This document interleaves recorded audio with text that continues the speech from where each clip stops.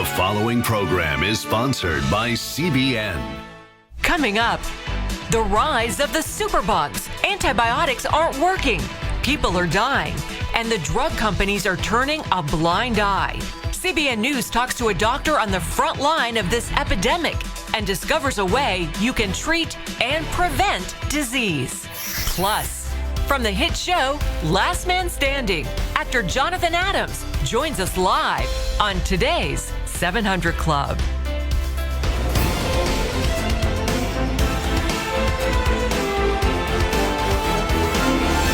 Well, welcome to the 700 Club. It's a shocking fact. 19 million Americans are in the path of destruction after nearly 4 tornadoes have ripped through 6 states this weekend, leveling homes and tossing trees.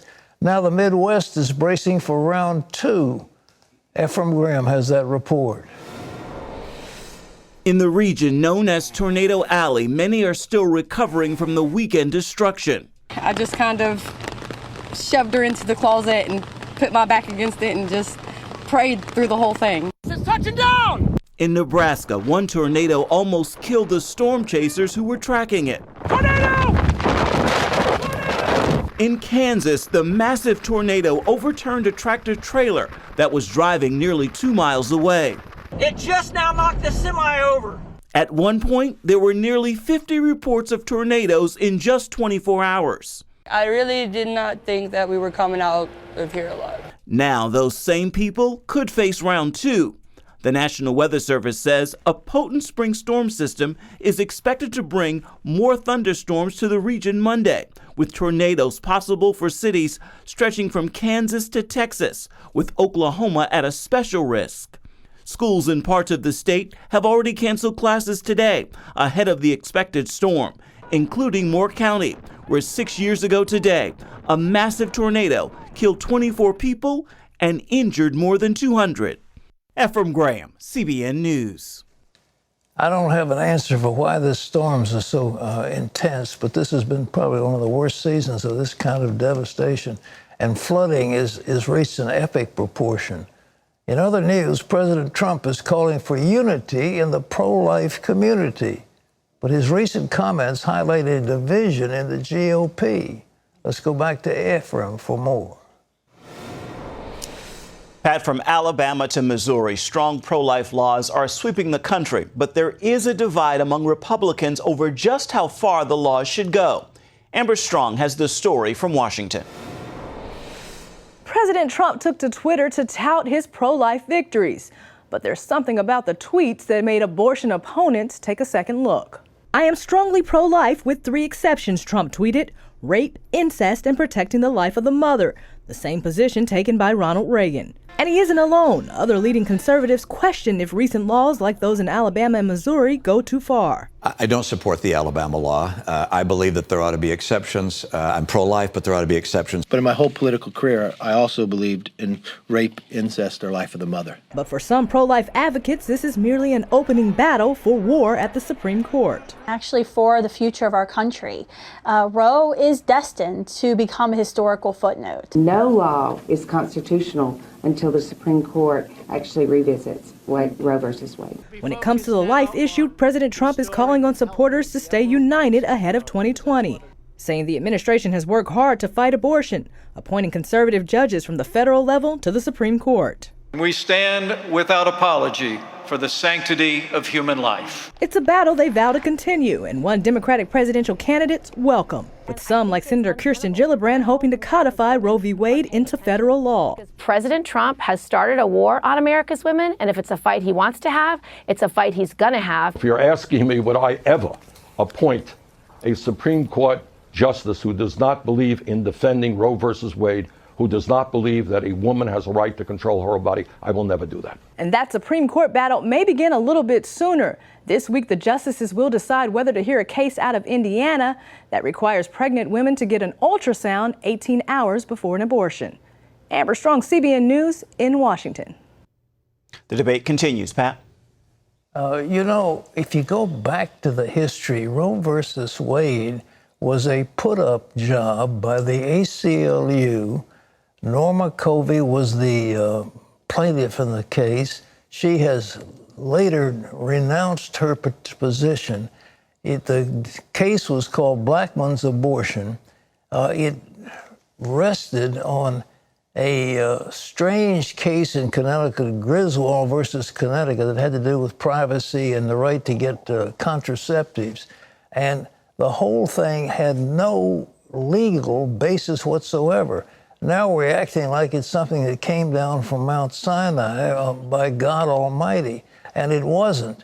It was a wrongly decided case, and it should have been taken off the books. Here's the deal. Abortion is a state matter. It is part of what is called the state police power. And the people of any state under our Constitution have the right to vote on what they feel in relation to marriage, abortion, etc. But once that's pulled away from them and made a matter of constitutional right, then the people have lost their power and it becomes a federal matter. And because of the way it was dealt with, it has been nothing short of contentious ever since it was decided.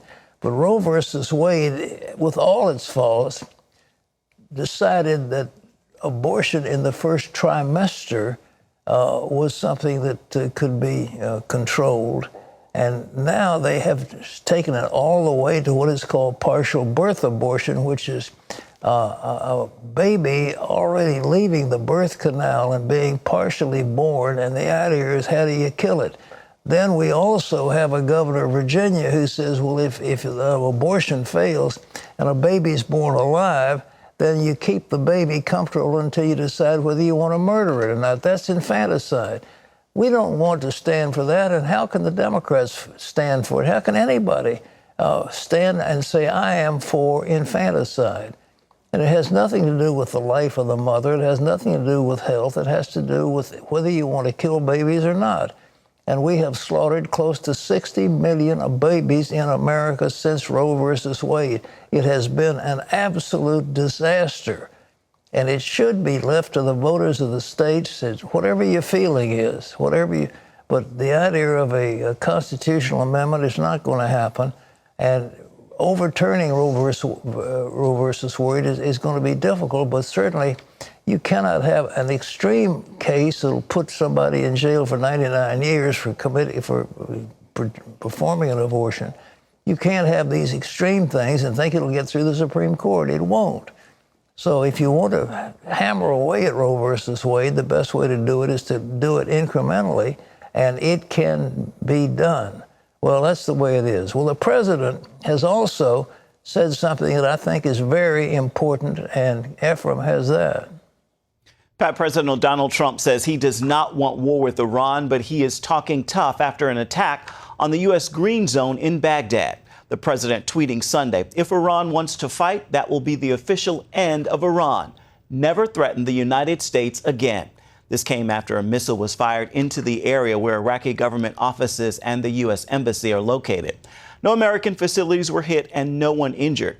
Last week, the U.S. ordered all non-essential personnel out of Iraq after surveillance photos showed Iranian militia loading missiles on ships. The U.S. is also moving a carrier battle group and B-52 bombers into the region.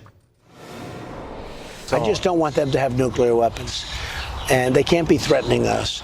And you know, with all of everything that's going on, and I'm not one that believes, I'm not somebody that wants to go into war. U.S. sanctions imposed on Iran after the U.S. pulled out of President Obama's nuclear deal are crippling that country's economy. Police are investigating the firebombing of a Christian TV studio in Jerusalem. So far, officers do not have any suspects in the firebombing of the Daystar television network's new facilities. As Chris Mitchell now reports, the attack destroyed its new studio, but Daystar plans to rebuild. The fire began early Saturday morning when an arsonist started a fire in the Daystar studio. Daystar was in the midst of a major renovation and upgrade of its studio here in Jerusalem, overlooking Mount Zion and the Temple Mount. The fire destroyed the new work and much of the existing facility. The control room is, I'd say, probably totally devastated. Dave Charette, the general contractor overseeing the renovations, showed us the destruction. This is where we filmed from. There were 4 cameras that would be back in this area here, and Marcus and Joni would be, or their interviewee would be sitting here, and then you have this fabulous view behind them. Yeah. These before and after shots reveal the extent of the devastation. We're here in the new Daystar TV studios in Jerusalem, Israel. Marcus and Joni Lamb dedicated the Daystar Jerusalem studio in March of 2011. Daystar is one of the largest Christian television networks in the world that reaches more than 200 countries and nearly 700 million people with its programs. Even in the midst of the destruction, Charette believes God is at work. I believe that God has a reason and a purpose, and at the very least, He'll redeem what has happened here. So these ashes will be raised up, and proclaim the glory of God. Daystar pledges to continue their Jerusalem operations and asks for prayer for continued protection. Chris Mitchell, CBN News, Jerusalem. A little girl abducted in Texas has been found after the heroic efforts of two pastors. Salem Sabatka and her mom were taking a walk when a man grabbed Salem and pulled her into his car. Salem's mother jumped in the car and tried to fight the abductor, but he pushed her out. 12 hours later, two pastors voluntarily went out to look for Salem. They found the man's vehicle in a hotel parking lot. Jeff King is a pastor in the area and a friend of Salem's dad. I have two boys, and I would have wanted as many eyes looking out for my boys as possible. I feel like God allowed me to be a tool. Police say Salem was found calm and unharmed. To God be the glory. Pat? Well, that's a miracle. That was all filmed. That mother was walking with the child. The car pulls up, grabs the child. The mother tries to fight him off. He pushes her to the ground. She falls to the ground and gets up. And they caught him because people had their eyes open. All right, Terry. Well, up next, a stunning breakthrough in the fight against killer superbugs. Infectious disease doctor Matt McCarthy offers his single treatment cure after this.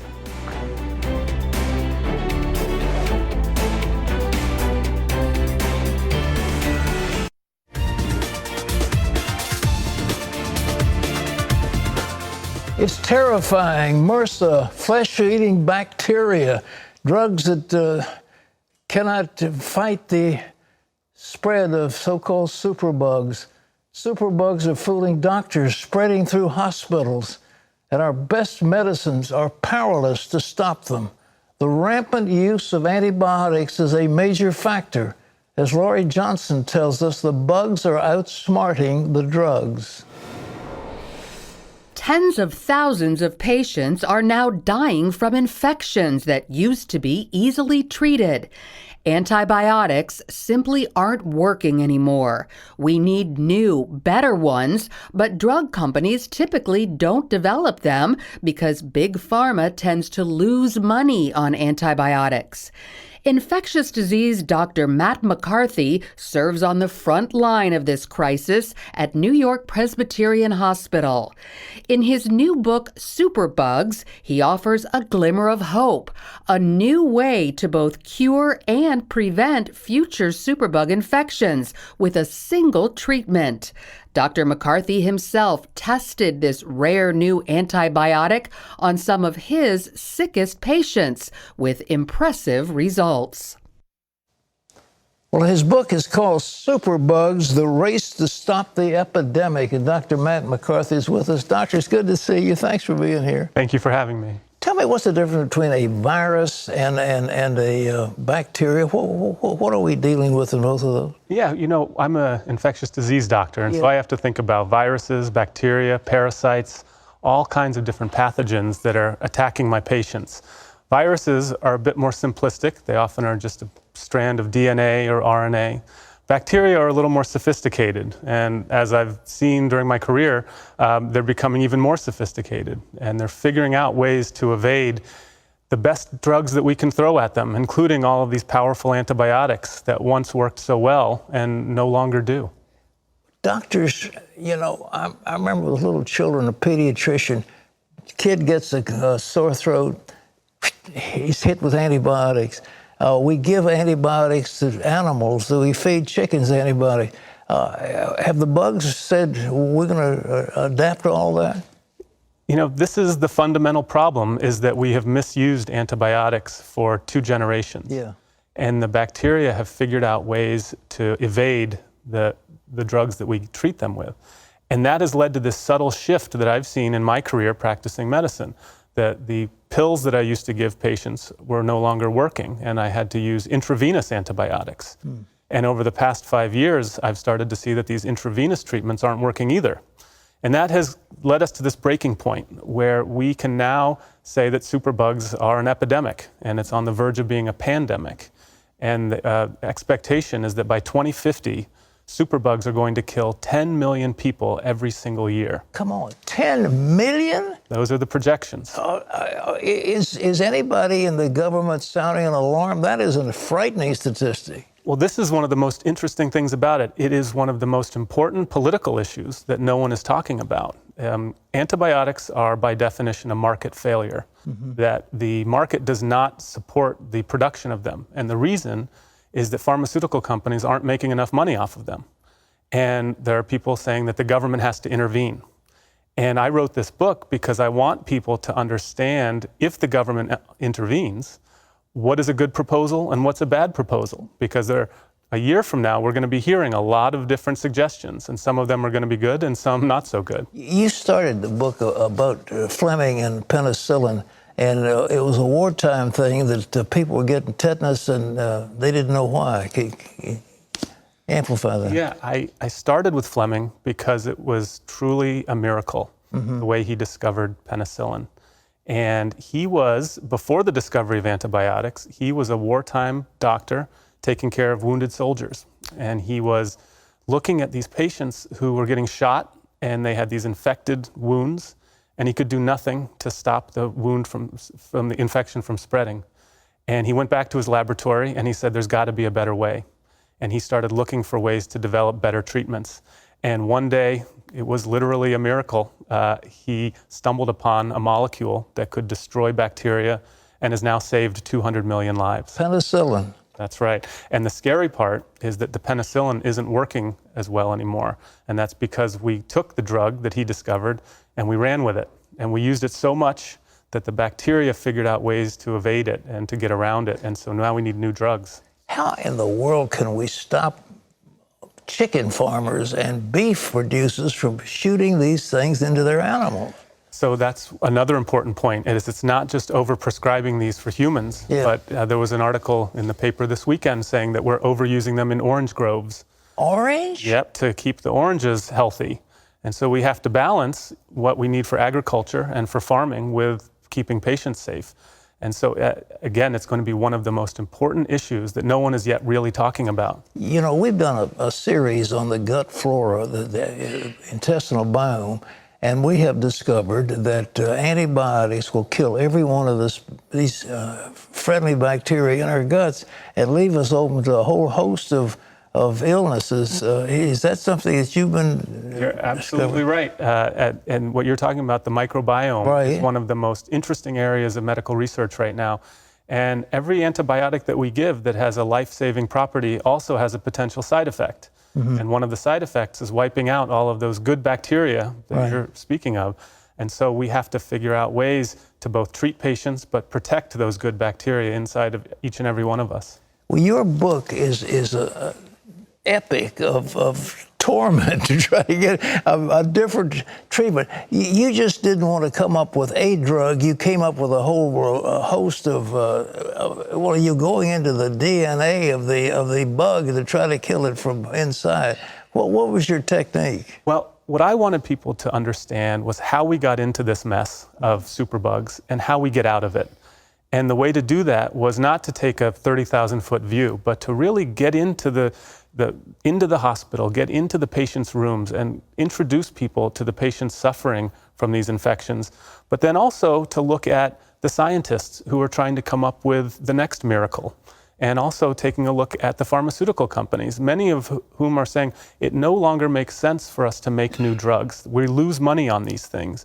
And in fact, one CEO, I quote, said that he has an ethical mandate to charge as much money as possible for every drug that he makes, because he's accountable to shareholders, not to patients. Ethical mandate to look after his shareholders? that's the crisis that we now face, and that's one of the reasons that we are looking at millions of people dying from superbugs. Well, what is your technique? Well, one of the things I wanted to answer was a question that a patient posed to me 5 years ago, which is, why is it so hard to make a new antibiotic? So I went to the companies who make these drugs, and I said, how can we make a difference in people's lives? What can we do? And my technique was to find drugs that I thought would actually work and to test them and to talk with patients. And I'm on the ethics committee at my hospital, and I think a lot about what it's like to experiment on people. And these patients are dying, and they're infected, and they may be scared. How do you conduct a trial responsibly where you are saving lives, but you're also doing it in a responsible way? And that was my technique, was to always balance the cutting-edge science with the moral clarity of somebody doing good research. Well, what exactly do you do? I mean, you have a technique of getting to the We looked at a drug that you give one time and can get rid of an infection with a single dose. Challenge is that one dose costs thousands of dollars.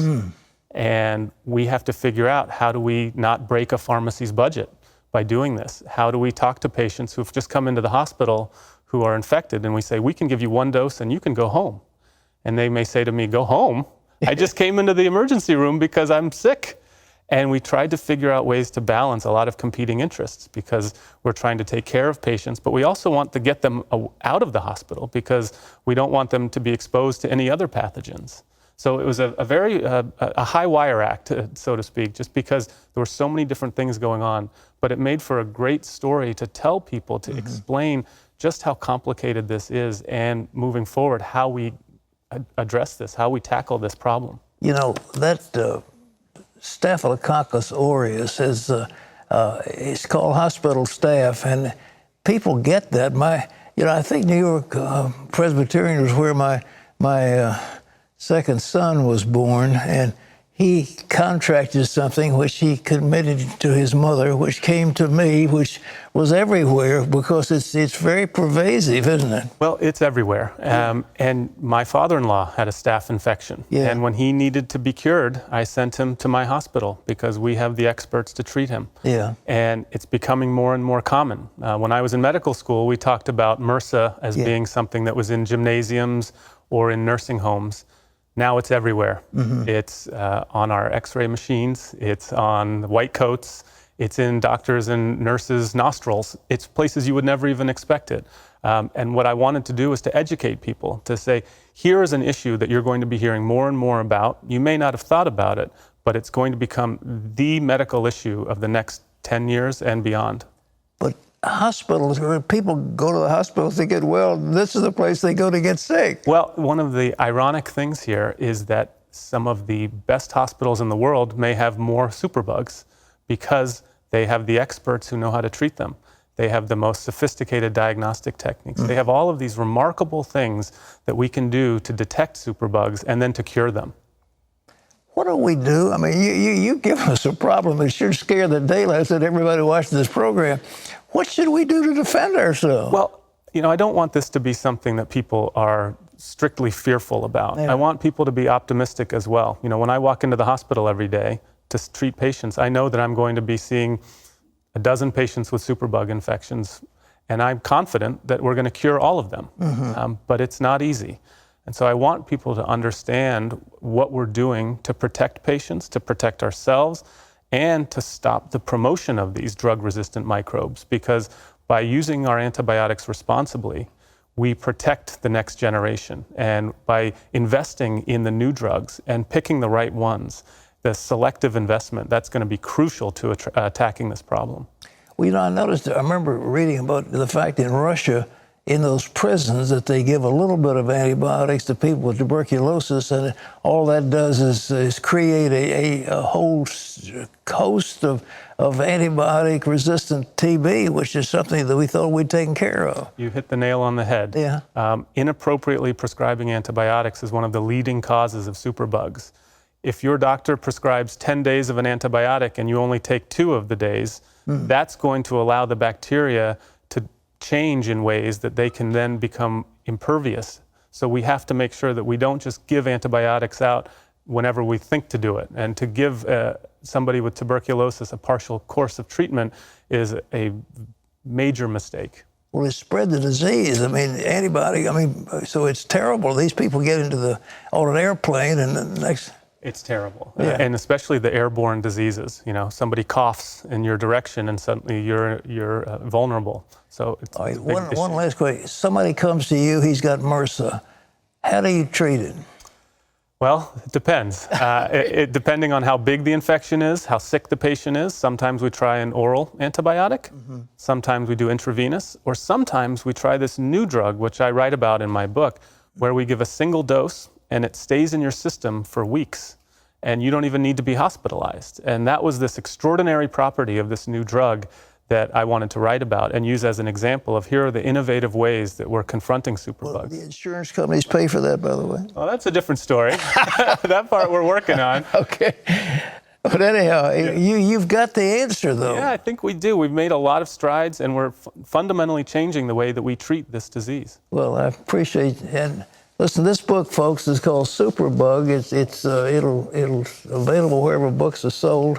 And Dr. McCarthy is going to I'm so glad he's joining us, but you need to be aware of what's going on, and maybe it might save your life. Doctor, thank you so much. Thank you for having me. God bless you. All right, Terry, you scared now? Not a bit. I'm going to Dr. Matt. Well, coming up, he's Tim Allen's neighbor in the sitcom Last Man Standing. Jonathan Adams joins us live when we come back. Don't miss it.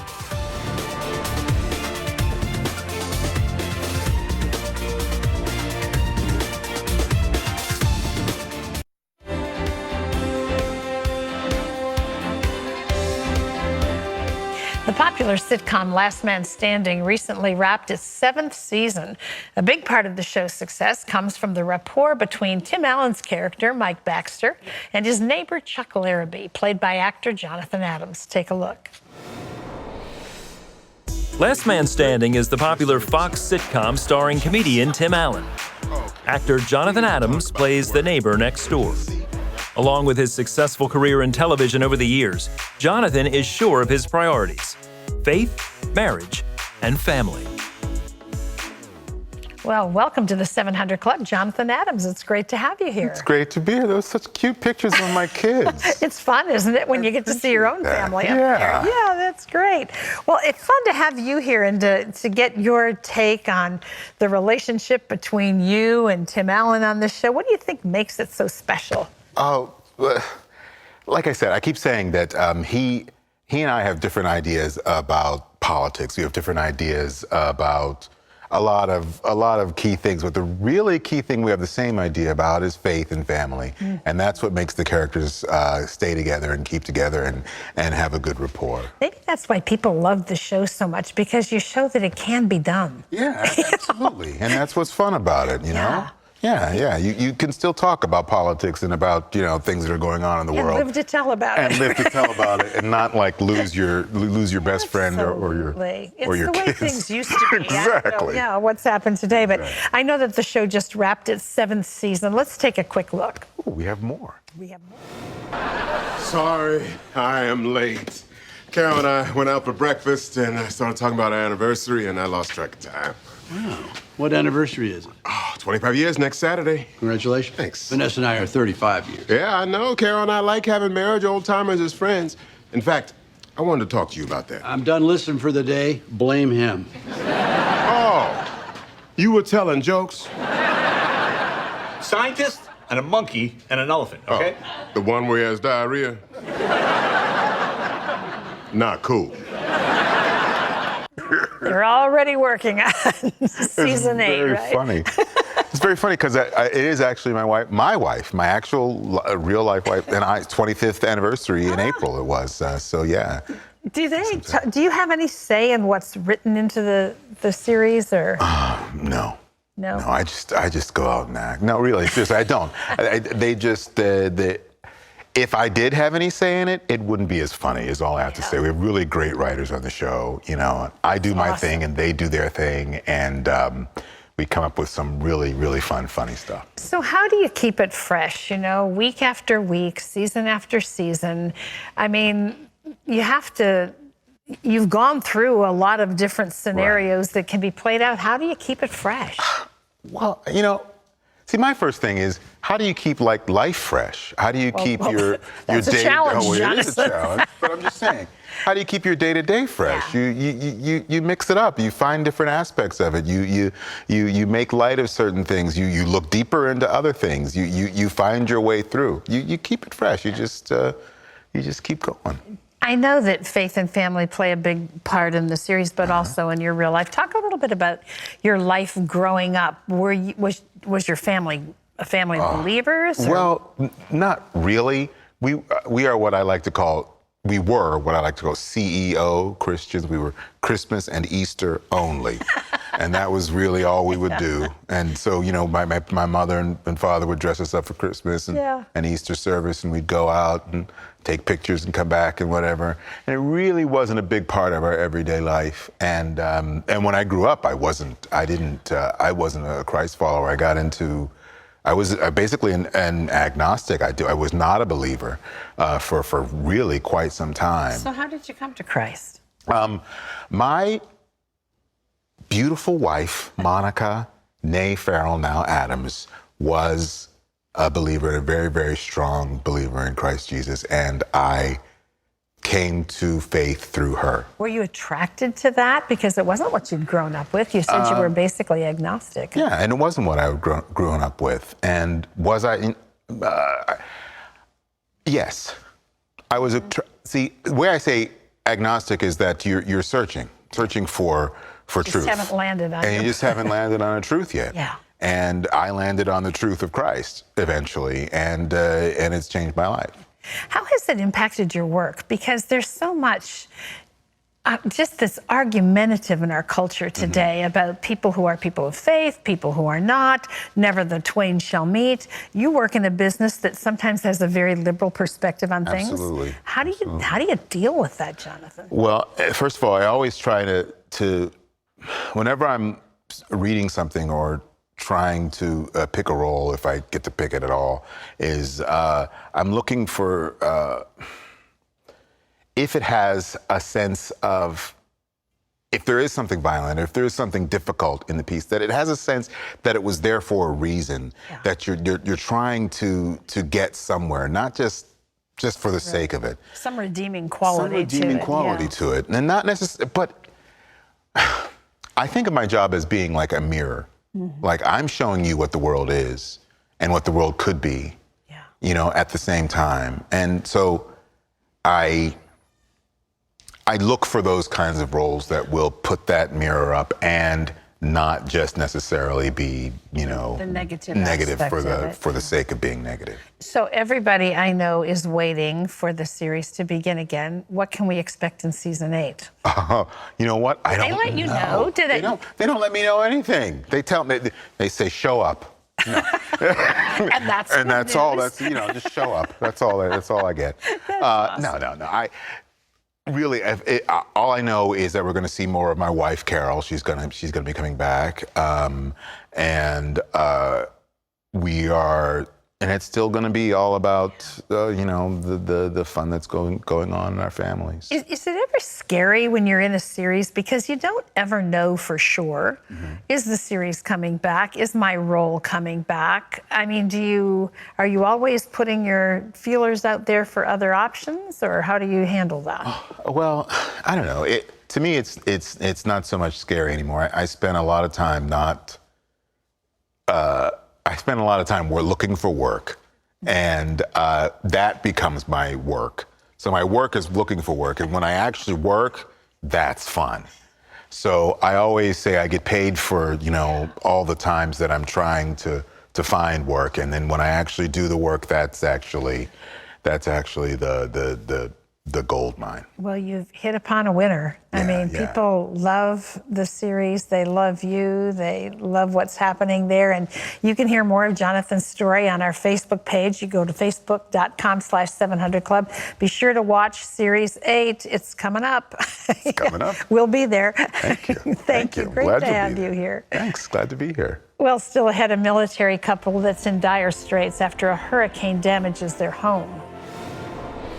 I was just very emotional. You've made this your home. This is where you make all your memories, and it was just really sad. See how this family receives some much needed help. That's coming up.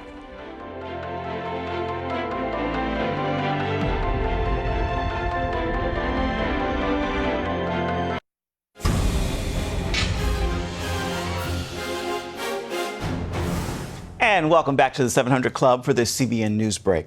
Australia's Conservative government squeezed out a surprising victory in the country's national election Saturday. Prime Minister Scott Morrison welcomed the win, calling it a miracle. Morrison is a conservative Christian, and he was up against Labour Party leader Bill Shorten. Shorten and the Australian Labour Party led in the polls for the last 2 years, but the Conservative Party picked up a number of votes Saturday, despite the left's push for climate change. Christians in Nigeria are seeing an increase in violent attacks because of their faith in God.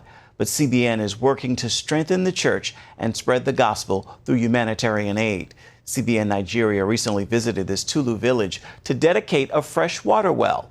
Muslims and Christians live together in the area, and their only source of water was a dirty pond they shared with livestock. But now they have access to fresh, clean water. During the water well dedication, 40 people received Jesus Christ as their Lord and Savior. Remember, you can always get the latest from CBN News by going to our website. It's cbnnews.com. Pat and Terry are back with more of today's 700 Club. It's coming up right after this.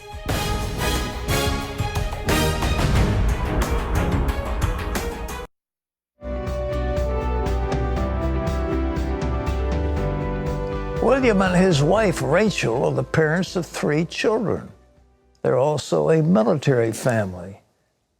And after a hurricane damaged their home, they were struggling to get by. That's when CBN's Helping the Home Front came to their rescue. Air Force Staff Sergeant William and his wife Rachel were excited to become homeowners when they transferred to Panama City, Florida. But like hundreds of others, their home was severely damaged during Hurricane Michael, and many of their possessions destroyed. I was just very emotional. You've made this your home. This is where you make all your memories, and it was just really sad. The couple faced thousands of dollars in home repairs their insurance didn't cover. Definitely something you don't think about or, specifically, prepare for. Not something you would normally expect. They lived in B&Bs and hotels while the house was repaired. Multiple trips to check on the progress tripled their gas bill, and eating out every day wasn't cheap. However, both knew God would take care of them financially. It's helpful to just feel like when you're going through something, someone's there for you. It was a struggle, but praying and reading my Bible really helped. The couple's prayers were answered when their church, Highland Park Baptist, called CBN's Helping the Home Front. Pastor Stephen came over with some big news for William and Rachel. Because of a partnership with CBN and some wonderful ministries that they have helping the home front, they're going to be able to help you guys cover deductible that you're going to have to pay to have your home repaired. Oh, that's amazing. That's awesome. a big blessing. I don't even know what to say thanks. Yeah, all I can say is thank you. That's amazing. Now that William and Rachel's home repairs are complete, they can enjoy their home without the burden of financial stress. We're very grateful. That's just a really big blessing. Thank you. Thank you. Well, that's something else you do when you join the 700 Club. We want to help our servicemen, It's tough to live on a military salary and to live in quarters that are not quite up to par. But to have a devastation like that, and we're there for them and want to be. By the way, Terry, did you see that graduation at Morehouse College? I did. Wasn't that something? He's going to be invited back next year. Right. I've given graduation messages, but that's the first time the speaker put, his words to deeds. Paid off all all the student loans of every single graduate. $40 million, they said. Woo, indeed. Yeah. But then he charged everybody coming up behind and the class to continue to do this for others, to pay it forward for other people and to not leave them. Man, what a time. All right. What a blessing, I guess so. Well, up next, your questions and some honest answers. Sherry says, is it okay to have a personal prophet? Stay tuned for Pat's answer right after this.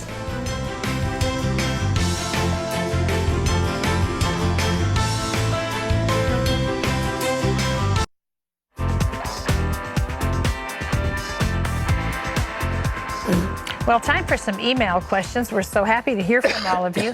Pat, this first one comes from Sherry, who says, is it okay to have a personal prophet? Is this biblical and does God approve? I think you find an example of Micah who was with a group of people, and a tribe took him to be their personal prophet and priest.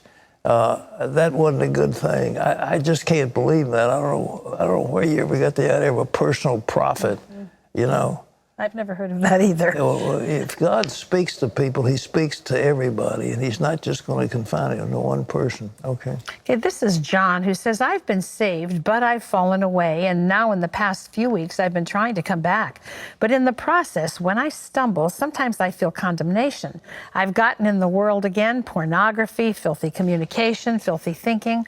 What do I do to come back in some way?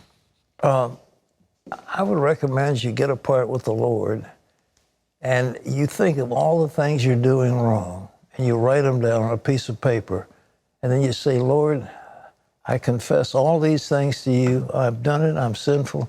And I ask your forgiveness. And then take that piece of paper and burn it and then get on with your life. But if somebody is born of the Spirit of God, he won't keep on sinning. And that's what 1 John says, and I think you should read it carefully. If you really are born of the Spirit of God, you cannot keep on doing what you said you're doing. And what you probably need to do is to come back to the Lord and say, I ask you to come take over my life. And then by the Spirit of God, lead me by your Holy Spirit. All right. You always say, too, that when someone is involved with pornography or things like that, that you have to cut off the source, get it out. There's no question about it. You can't have dirty pictures. You can't have dirty... it's your computer. Get rid of the computer. It's on the computer. It's on everything you do, and you can look at lascivious pictures. You've just got to, when Job said, I made a covenant with mine eyes not to look upon a maid, I think you have to make a covenant with your eyes. I'm not going to do it. All right. Exactly. This is Justin, who says, should I pay a tithe on the sale of a landed property?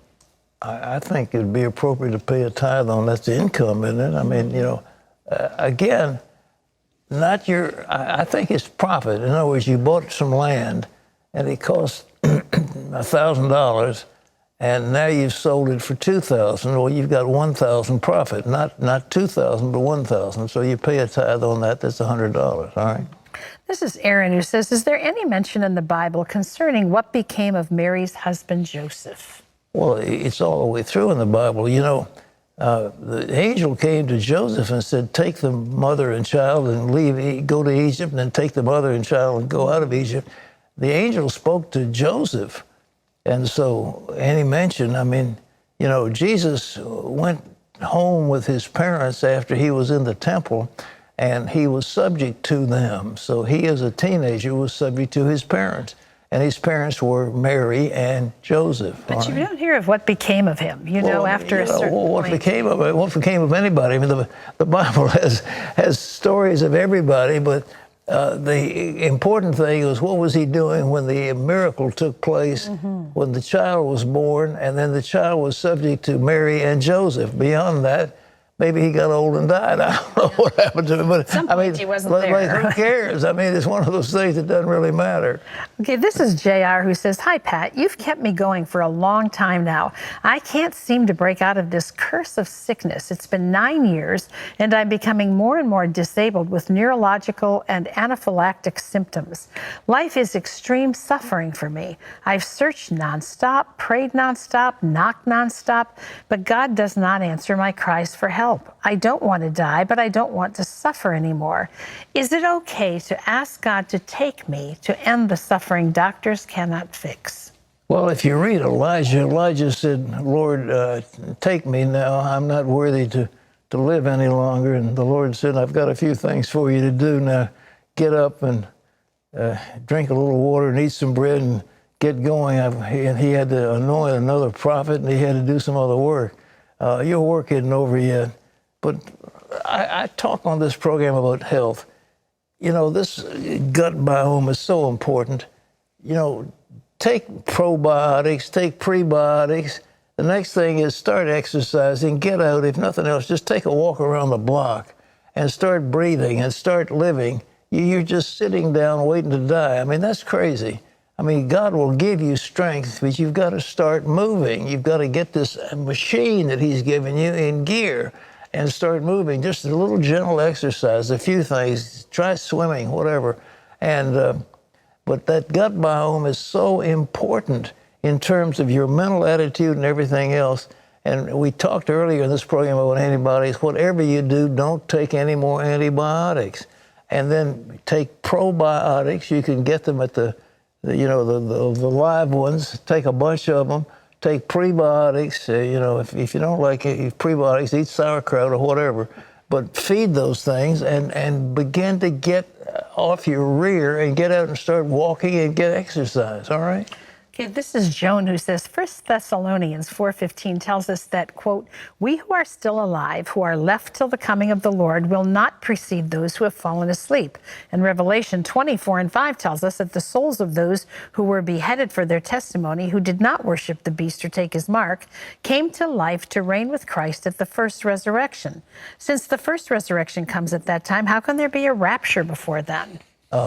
Look, I hate to tell you, but there's some really bad theology out there. This whole business that is being taught about the 7 years and the rapture before that, and then I'm caught away and the left behind and all that, it's just not true. When the Lord will come, he will come with his angels. He will gather his elect from the four corners of the earth, and then he will establish his kingdom on earth. Now, the Bible says that those who are alive will not go ahead of those who've died. So, all right, but it all happens like in a moment, in a twinkling of an eye. It's done. But you don't have that 7-year stuff and this left behind thing where pilots are flying an airplane and suddenly they're caught and nothing's left but their uniform and the plane is off course and going to wreck. I mean, God wouldn't do anything as stupid as that, and that would just leave the world in chaos, and he's not going to do it. And the Revelation also talks about a city coming down from heaven. The city four square will be there, the New Jerusalem and all that. But it'll come down from heaven, and God will take charge of everything. All right? Whew. All the time we have, but you got a lot in. I got a lot out in a short time. All right. Today's Power Minute is from the book of Romans. Now may the God of all hope fill you with all joy and peace in believing, that you may abound in hope by the power of the Holy Spirit. God bless you. Thank you for being with us. For Terry and all of us, this is Pat Robertson. And Lord willing, we'll be back on the same time tomorrow. Don't miss it. Bye-bye.